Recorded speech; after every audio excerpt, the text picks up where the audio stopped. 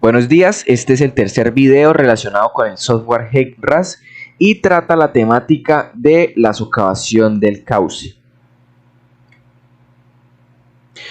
Vamos a definir en primer lugar qué es la socavación.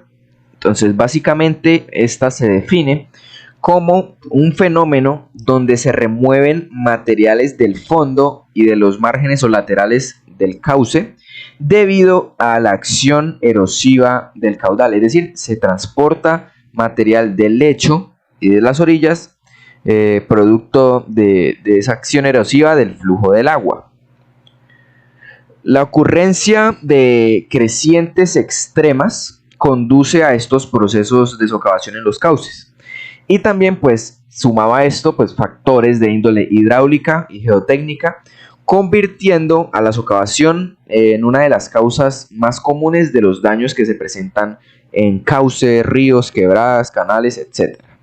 El análisis de socavación tiene como objetivo definir cuáles son las profundidades máximas que se van a socavar como tal en el cauce, debido al arrastre de las partículas, ya sea del fondo o de las orillas del río o de la quebrada.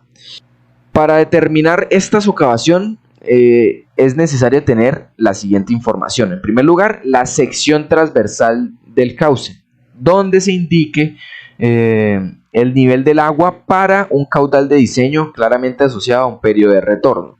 También se va a necesitar el caudal de diseño asociado a un periodo de retorno y características físicas del material, principalmente lo relacionado con el diámetro de partícula que se obtiene a partir de la granulometría. Dentro del concepto de socavación podemos analizar 4 factores que tienen influencia directa sobre este. El primero de ellos es el diámetro de la partícula, el segundo el caudal, el tercero la velocidad del flujo y finalmente el área de la sección. El diámetro de la partícula se relaciona a que suelos que son más finos pueden ser más susceptibles a la socavación, ya que van a ser removidos o lavados con mayor facilidad. Los otros 3 factores, como lo son el caudal, la velocidad del flujo y el área de la sección, pueden analizarse en conjunto. ¿A qué me refiero con esto? A que a mayor velocidad, por lo tanto mayor caudal, podría esperarse una mayor socavación. Sin embargo, es importante tener en cuenta la influencia de la sección, ya que si se tiene un río con sección grande, el efecto de la velocidad no será muy significativo a comparación de si se tuviera una sección más pequeña. En este caso, cuando se tienen secciones grandes, pues podrían esperarse socavaciones no tan significativas, mientras que si se maneja una sección más reducida, pues el efecto de la velocidad será más visible como tal. Otro aspecto que se debe considerar es que el caudal analizado se encuentra asociado a un evento de una proyección que se hace para un periodo de retorno. Es decir, cada periodo de retorno tiene en cuenta valores de caudal diferentes, que son los que se calcularon en videos previamente explicados asociados a el software HEC-RAS, y existen unos periodos que consideran unas condiciones más extremas que otras. La socavación como tal que se obtiene a través de los métodos o el método que se va a explicar a continuación son socavaciones teóricas, ya que el material que se analiza en primer lugar hace parte de una muestra en un punto específico, que difícilmente va a representar toda el área de estudio. Es decir, con una sola muestra, realmente todo el material del cauce no se puede estimar adecuadamente. De acuerdo con esto, también es fundamental tener en cuenta lo que se observa en campo, es decir, una consideración visual, además de la teórica que se obtiene por métodos específicos. Entonces, uno podría ir a campo y evidenciar que realmente no se presenta socavación, porque puede ser que en el momento el río no se comporta con una condición tan crítica como la que se está modelando. Bueno, existen muchos métodos para evaluar la socavación. Sin embargo, en el medio colombiano, el más utilizado es el propuesto por Lichman, Belediev en 1980. De igual forma existen otros métodos como el Massa-Álvarez a Chavarría y también el de Blench, pues ahí en la diapositiva se observan los años en que fueron propuestos, pero por lo que se dijo anteriormente, pues se va a aplicar la metodología propuesta por Lichband y Lebedev en 1980 y que es aprobada por el INVIAS. Entonces, este método es uno, pues, de los de mayor aplicación para determinar la socavación general en el lecho de una corriente y se basa en la obtención de una condición de equilibrio ¿entre qué? Entre la velocidad media real del flujo y la velocidad media máxima que se necesita para no erosionar el material del fondo. Y pues básicamente la profundidad de socavación en cualquier punto de la sección transversal se va a obtener igualando las ecuaciones de velocidad real y de velocidad erosiva. Aquí observamos un esquema pues, que se plantea en el manual de drenaje para carreteras, donde se observa la sección transversal natural del cauce, que es esta que vemos acá. Eso es como tal, como se encuentra, digamos, al momento de hacer el estudio. Y después de aplicar la metodología con unos caudales y proyecciones, se llegaría a una sección transversal erosionada o socavada como la que se observa acá. De acuerdo al manual de drenaje para carreteras, la profundidad de socavación puede determinarse a través de la fórmula que se presenta en la diapositiva. Voy a explicar como tal cómo se hallaría cada uno de los términos para luego ir a un ejemplo práctico. Entonces, la YS pues básicamente hace referencia a la profundidad de flujo después de ocurrida la socavación. En esta pues tenemos un término que es la profundidad inicial existente, haciendo referencia a como tal la sección transversal del cauce que se tiene. Tenemos un coeficiente de frecuencia beta que se calcula con la fórmula que se presenta en la diapositiva, donde se va a tener en cuenta el periodo de retorno, ya sea de 50, de 100, de 500 o el que se esté analizando. Tenemos un coeficiente de contracción que va a tener en cuenta la existencia de pilas o estribos de puentes u obstáculos similares. En caso de que existieran estos elementos, se debe calcular de acuerdo a la tabla que se presenta allí, donde se requiere la velocidad media en la sección transversal de análisis y también una longitud libre entre las dos pilas o estribos de los puentes en el caso de que existiera. Si no hubiera pilas o estribos de puentes, se asume un valor de 1. Posteriormente tenemos un coeficiente de corrección por el efecto de densidad de agua durante la creciente, que se calcula con la fórmula que vemos allí. Allí se encuentra un gamma sub AS, haciendo referencia al peso específico del agua más sedimentos. De acuerdo al manual de drenaje para carreteras, se presenta un valor de 1.05 toneladas por metro cúbico, por lo que se aproxima a 1.1. También tenemos un coeficiente de sección que se calcula de acuerdo a esta fórmula, donde el QD hace referencia al caudal de diseño asociado al periodo de retorno, es decir, el proyectado, y YM hace referencia a la profundidad media, que se define como el área hidráulica sobre el ancho efectivo de la superficie del agua en la sección transversal. Ya con esto se podría calcular el coeficiente de sección. Posteriormente necesitamos el diámetro medio de partícula. Este pues se va a determinar con la siguiente fórmula que se plantea en el manual de drenajes para carretera. Para aplicar esta fórmula vamos a necesitar información granulométrica del fondo del cauce, que es donde se analiza la socavación, o en los laterales, pero si no se tuviera información de este punto específico, se podría usar la granulometría obtenida en el sondeo más cercano al cauce o al punto específico de análisis, por ejemplo el ramal donde pasa una tubería o un gaseoducto. Entonces aquí se aplicaría esta fórmula donde se tiene el diámetro en milímetros de una fracción de la curva granulométrica y el peso de esa fracción expresado en porcentaje respecto al total de la muestra. Finalmente, con este diámetro de partícula se determina el factor que depende del diámetro medio de la partícula, que es toda esta fórmula donde está pues la variable del diámetro de partícula, y teniendo todas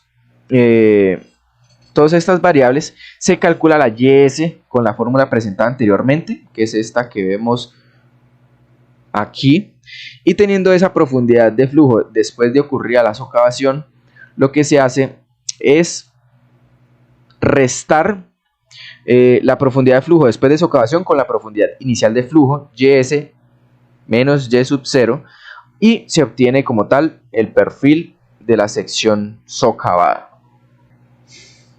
Ahora bien, el método que se explicó anteriormente se aplica en la empresa mediante un Excel programado y para utilizar este Excel necesitamos datos como tal del modelo hidráulico realizado en videos anteriores. Para esto pues tenemos nuestro modelo en HEC-RAS como tal y vamos a extraer unos valores puntuales. Entonces este análisis de socavación puede aplicarse a cualquiera de los periodos de retorno que se tienen, ya sea de 5, 10, 25, 50, 100, 500 años. Y pues se usan los valores de caudal, de elevación del agua, de la velocidad en el canal, etcétera, etcétera, que se obtienen del modelo hidráulico. De acuerdo con esto, pues cada periodo de retorno, como se mencionó también anteriormente, va a considerar unas condiciones más extremas que otras. Entonces, para el presente video, pues se realizará el análisis de socavación para el periodo de retorno de 100 años y específicamente en la sección de interés donde está pasando el gasoducto o la tubería, como se veía en el video número 2 del software HEC-RAS. De esta forma, pues se puede ver cómo se presenta y qué efectos podría tener sobre esta tubería el fenómeno de socavación y si se genera alguna condición de riesgo. La información de entrada para realizar el análisis de socavación, en primer lugar, es los valores de caudal, elevación de agua, sección del área de la zona para el periodo de 100 años. Entonces, lo primero que hacemos es dirigirnos a esta tablita y la sección de análisis hace referencia a la 71.56 y específicamente el periodo de 100 años, por lo que necesitamos esta información. Entonces, lo que hacemos es tomar esto, le damos control C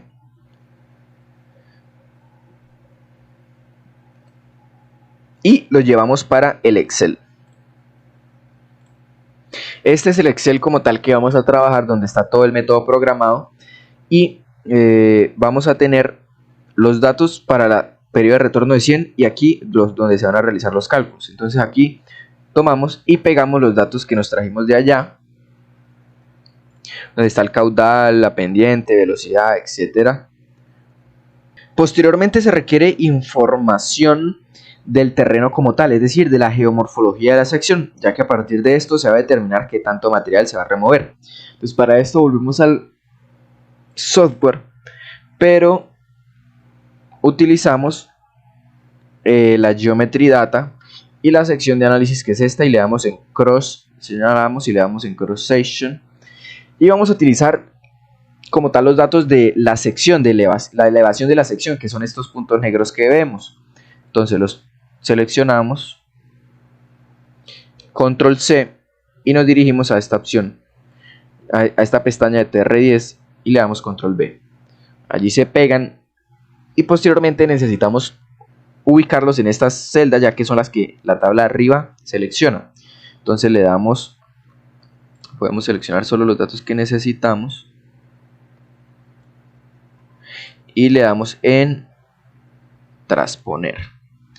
Ya aquí se pegaron todos los datos de la abscisa y de la elevación del terreno, y necesitamos verificar que aquí en la abscisa, la tabla de la abscisa, se seleccionen bien esos datos, desde el primero hasta el último, que es este valor de 65,617 que vemos justo aquí. Entonces se deben tomar estos valores, y como aquí pues no está tomado esto, estiramos para que se tome, y también verificamos que la elevación se tome también. Esto es este valor de aquí que toma el primer punto y posteriormente el último punto, que es este valor de aquí. Entonces, en abscisa y elevación del cauce se toma adecuadamente.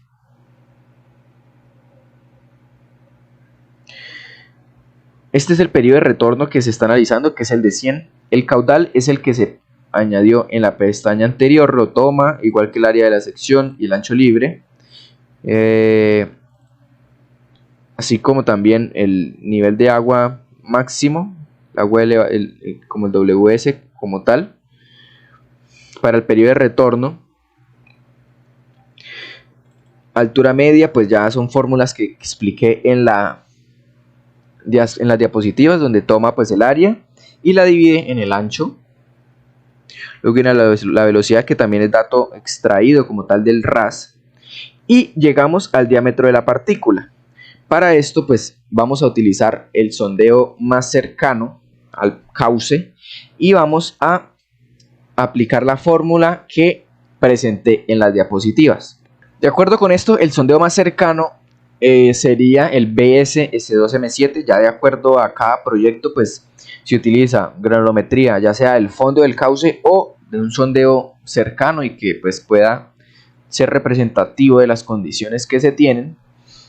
En este caso vamos a trabajar con estos datos de granulometría y pues de acuerdo a esta fórmula planteada en el manual de carreteras como tal, se va a aplicar. Esta fórmula ya está automatizada en la empresa, por lo que pues vamos a tomarla y vamos a aplicarla básicamente. Entonces para esto debemos aplicarla aquí. La podemos tomar de otro Excel, de otro proyecto y simplemente traerla. Entonces, por ejemplo, tengo este Excel de otro proyecto de socavación y lo que necesitamos es la fórmula que se aplica aquí y que ya está programada para determinar el diámetro de partícula.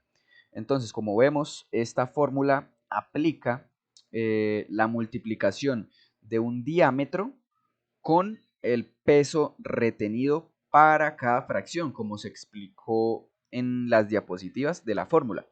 Y esto se hace para cada una de las fracciones, el diámetro en milímetros por el peso retenido. Finalmente, se suma esto y se aplica la respectiva fórmula que se ve allí y que fue pues la que se explicó en las diapositivas. Entonces, simplemente vamos a tomar esta fórmula que se aplicó en este Excel de otro proyecto y la pegamos allá, exactamente en la misma celda. Entonces, como vemos, esta es la celda V23, entonces la tomamos, le damos control C, nos vamos a nuestro Excel que estamos manejando como tal de información del proyecto y en la misma V23 le damos control B. Aquí ya como tal estaría calculándose para todos los diámetros la respectiva fórmula, luego hace la sumatoria y luego aplica esta división.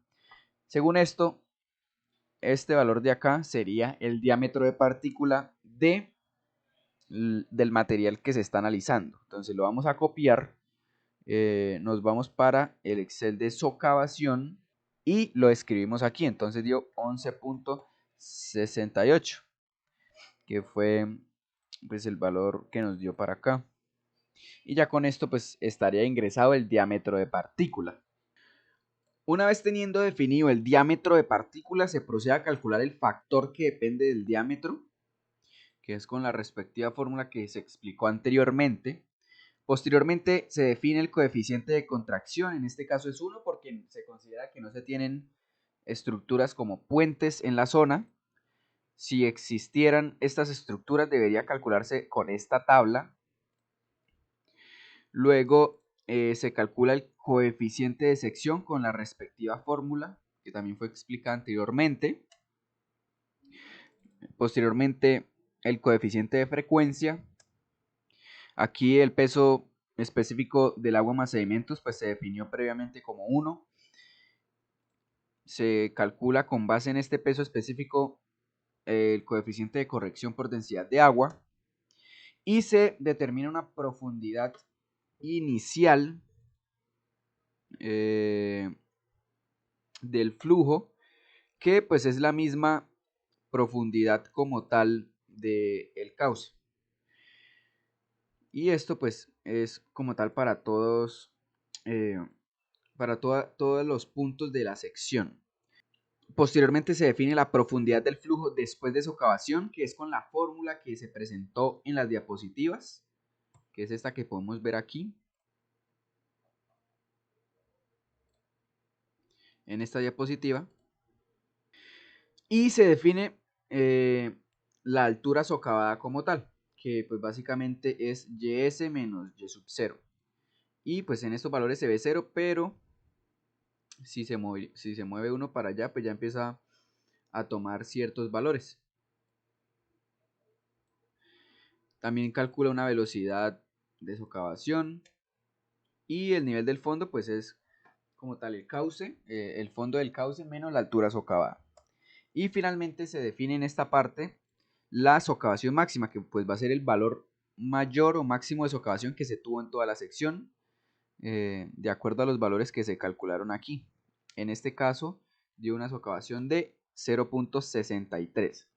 Y más abajo tenemos como tal un esquema que grafica todos los datos que se calcularon en el Excel. Entonces, la línea negra hace referencia al fondo del cauce sin ningún proceso de socavación y la línea punteada roja ya es la sección socavada después de pues haber aplicado todas estas fórmulas. Entonces, como tal, estos son los resultados gráficos que se obtienen después del análisis de socavación. Ahora bien, es importante resaltar que toda la metodología presentada anteriormente hace referencia a el análisis de el material de los ríos o cauces que puede ser tamizado, pero muchas veces en las fotos, en las visitas de campo, en las salidas de campo, se evidencia que los ríos no solo se componen de un material de menor tamaño, que es el que se puede analizar a través de tamizado, sino que presenta material de gran tamaño, piedras, rocas de gran tamaño, que van a tener una influencia directa sobre la socavación o sobre el proceso de socavación. Por lo que es importante tener en cuenta este tipo de material. Entonces, como lo dice aquí el texto, pues este procedimiento explicado anteriormente solo considera el material que puede ser analizado a través de un método de tamizado, pero existen condiciones donde se observan materiales granulares y bloques de gran tamaño en el fondo y en los laterales del cauce que no se están considerando, por lo que es importante tenerlos en cuenta en este proceso de socavación. Para esto se maneja una metodología previamente investigada y desarrollada por esta persona llamada Wallman, y lo que hace esta metodología es determinar el diámetro de partícula que se ingresa en el Excel de socavación, específicamente aquí, pero para los materiales de gran tamaño. Entonces, básicamente, se va a utilizar el mismo Excel de socavación, pero la forma de calcular el diámetro de partícula va a cambiar porque ya no vamos a considerar o ya no vamos a analizar el material granular que se puede, o material fino que se puede tamizar, sino es aquel material que no puede pasar por un proceso de tamizado, un material de gran tamaño. Y para esto se aplica el método Wallman. Entonces, lo que se hace es realizar una curva de distribución granulométrica a partir de información vista en campo. Entonces, lo que se hace es procesar digitalmente imágenes fotográficas y de esta forma se va a determinar este diámetro de partícula medio como tal de este material. En este caso, la metodología plantea que se debe medir la longitud del eje medio de cada una de estas partículas de gran tamaño. Y pues lo que se hace es realizar un conteo de las partículas, de los tamaños de las partículas que se encuentran en diferentes rangos que ya se tienen propuestos y que voy a explicar más adelante. Entonces, básicamente lo que se necesita es información de los vuelos como tal que se hacen de la zona para de esta forma realizar el conteo de los materiales y la medición de estos. Y esto se realiza como tal en el software ArcGIS. Entonces, para este caso de estudio, que pues no es el mismo que estamos manejando, porque en ese caso no se aplicó esta metodología, en este caso es otro río, el río Cobugón exactamente. Entonces, en este caso, también es un paso de un gasoducto, un cruce de un gasoducto, pero es en otra zona. Entonces, lo que plantea la metodología es realizar un conteo de partículas, tanto aguas arriba como aguas abajo del cruce del gasoducto. En este caso es aguas arriba en el costado izquierdo. Entonces, lo que se hace básicamente es abrir el vuelo en el software ArcGIS y empezar a medir las rocas, los materiales grandes que se ven. Entonces, digamos, este es de 0.99 metros, este es de 1.61 y así sucesivamente se empieza a hacer un conteo. En este caso, pues la metodología plantea que deben ser mínimo 100 partículas, pero por cuestiones de brevedad, lo que se puede hacer es realizar un conteo de 25 partículas y multiplicar esta muestra por 4 para llegar a los valores mínimos que se plantean en esta metodología. Entonces, este conteo se hace tanto aguas arriba en el costado izquierdo, aguas arriba en el costado derecho, lo mismo. O sea, se cuentan literalmente esto en el software ArcGIS. Se cuentan y se miden los diámetros del eje medio. Esto ya sería aguas abajo en el costado izquierdo y aguas abajo en el costado derecho. Y de una vez realizado esto, se procede a hacer una tabla que voy a mostrar a continuación. Antes de esto, pues es importante tener en cuenta algo, que lo que se va a realizar como tal es una curva de distribución de frecuencia de tamaño. Y el autor plantea que estadísticamente es mejor manejar el diámetro, pero en logaritmo, ya que vuelve la gráfica más simétrica. Esto ya es cuestiones del método que pues, se aplica de esta forma. Y si se aplica este logaritmo del diámetro, se representa como una variable independiente, lo cual es pues, más adecuado para el método. Entonces, lo que se hace es, cada diámetro medido se convierte a una unidad phi, que es el menos logaritmo base 2 del diámetro en milímetros. Entonces, esto es una notación phi de este respectivo autor. Entonces, lo que se hace es cambiar de milímetros el diámetro a esta notación phi por cuestiones ya estadísticas. Y también se van a utilizar los percentiles, teniendo en cuenta conceptos también de desviación estándar como tal.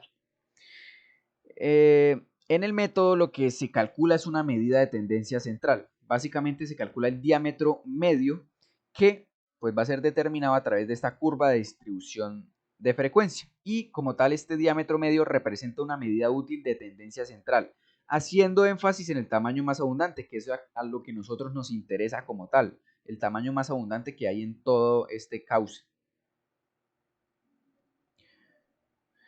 Esta variable se representa con las letras mφ y se determina a través de esta curva de distribución de frecuencia, como lo vemos en esta gráfica, pero pues ahorita vamos a ver como tal la gráfica que se construye en la metodología hecha por la empresa. Entonces, en este caso es necesario calcular el percentil 50, que vamos a ver más adelante, el percentil 16 y el percentil 84 del diámetro en unidades phi. El percentil 16 y 84 es necesario calcularlo, ya que los percentiles 16 y 84 de una curva de frecuencia acumulada van a representar diámetros con una desviación estándar a cada lado de la media. Esto ya son consideraciones estadísticas que se deben aplicar. Entonces llegamos a esta tabla. Como lo dice aquí, la muestra debe ser para 100 partículas, pero puede hacerse lo que mencioné, 25 y multiplicarlo por 4 para llegar a la muestra mínima. El método plantea estos rangos de tamaño, de 64 a 128, 128 a 256 y así sucesivamente, como se observa acá. Esto está en milímetros. Se debe calcular el diámetro promedio, que pues básicamente es el promedio de estos dos valores, y se cambia este tamaño promedio en milímetros a phi, que básicamente es aplicando la fórmula que mostré arriba, que pues es logaritmo menos logaritmo base 2 del diámetro. Entonces, si uno aplica esta fórmula, se va a obtener este tamaño. Y aquí la frecuencia pues básicamente es el conteo de partículas. Entonces, ¿qué se debe hacer? Se mira el rango de 64 a 128 milímetros. Entonces, de acuerdo a las gráficas que se tienen aquí con las partículas medidas, yo empiezo a contar cuántas partículas se encuentran entre ese rango. Entonces, digamos, si hay, no sé, 10 partículas que se encuentran entre esa medida, pues yo vengo acá y pongo tantas partículas, el número. Por ejemplo, de 2048 a 5096, es decir, de 2 metros a 5 metros, ¿cuántas partículas hay? Entonces yo vengo acá. ¿Cuántas partículas hay entre 2 a 5 metros? En este caso no hay ninguna. Aquí tampoco. Aquí puede haber una de 2.28. Aquí hay una de 2.11. Entonces yo empiezo a contar 1, 2. Están entre ese rango como tal de diámetro. Y las voy contabilizando en cada una de estas fracciones. Entonces, para cada rango de tamaño yo voy mirando cuántas partículas hay allí, cuál es la frecuencia. Y luego lo acumulo. Entonces, básicamente es poner este valor aquí y luego empezar a sumar este valor más este valor de acá. Luego da igual acá, luego este valor más este valor de aquí, luego este valor más este valor da esto, luego este valor más este valor da esto, y así sucesivamente ya se tiene la frecuencia acumulada. Y luego finalmente se grafica la frecuencia acumulada, que es lo que vemos aquí en el eje Y, con el tamaño promedio en unidades phi, que son esto que vemos aquí. Y se grafica pues como tal, la frecuencia acumulada versus esto. Y se une con una curva como tal, se ve así. Ahora se debe determinar el percentil 50, percentil 16 y 84. Entonces básicamente es mirar aquí en la frecuencia acumulada del 16, trazo una línea que choque aquí. Luego trazo una línea en el 84 que choque aquí. Y el método dice que se debe trazar una línea que una esos dos puntos. Entonces se traza una línea recta acá y que llegue hasta el percentil 16, desde el 84 hasta el 16. Ahora bien, el m-phi es el valor que nosotros necesitamos. Ese es el diámetro medio de partícula. ¿Cuál es ese valor? Pues básicamente es en el percentil 50 se traza una línea y esta debe chocar hasta la línea naranja, que fue la que se trazó entre el 86 y entre el 84 y el 16. Entonces viene esta línea aquí, choca y bajamos al eje X y leemos ese valor. Ese valor es nuestro diámetro medio en notación phi. Entonces en este 4 aquí da 9.50 algo, que precisamente es menos 9.52. Ese es el diámetro medio que nosotros necesitamos. Y para volver esto a unidades de milímetros, pues debemos despejar de esta fórmula. Entonces, básicamente, para devolvernos de esta fórmula o sea, para pasar de notación phi a milímetros, lo que debemos hacer es tomar el 2, escribimos en la calculadora 2 y lo elevamos a este valor,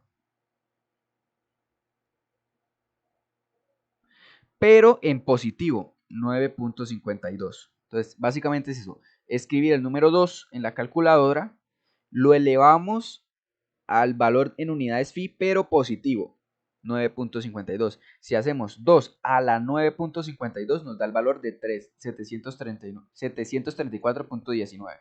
Esa es la fórmula de despejar. Y ese sería nuestro diámetro medio en milímetros de, como tal, la muestra analizada en el área de estudio. Con este valor, este es nuestro diámetro de partícula que necesitamos para ingresar acá. Entonces básicamente cogemos este valor y lo escribimos aquí, 734, le damos OK y ya nos calcularía la socavación. En este caso, pues en la mayoría de veces nos da una socavación máxima de 0, porque es un diámetro de partícula muy grande. Entonces esta metodología pues considera que con ese diámetro de partícula grande pues no va a generar socavación porque son bloques grandes. Entonces de esta forma pues ya tendríamos dos formas de calcular la socavación. Uno, considerando el material que se puede tamizar, que es a partir de la información de la granulometría. Y la otra forma es a través de una curva de distribución de frecuencia, donde se va a analizar principalmente el material que no puede ser tamizado, es decir, el de gran tamaño. Nosotros, como consideración de la empresa, determinamos que se deben considerar en la socavación los efectos de ambos tipos de partícula, los que no se pueden tamizar y los que se pueden tamizar, por lo que consideramos adecuado que el valor de socavación final pues va a ser el promedio de estos dos valores. Entonces, si por el primer método, que es el que considera el material que se puede tamizar, de 2.14 o dio, no sé, 4, pues el valor final va a ser el promedio entre este con el que se obtuvo con el segundo método, que generalmente es 0. Entonces se hace el promedio de esos dos valores y esa sería la socavación final. Entonces, digamos, si es 4 más 0 dividido en 2, pues va a dar la mitad. Entonces, normalmente tenemos este valor y registramos en los informes pues la socavación final como tal, así ya teniendo en cuenta ambos tipos de partícula.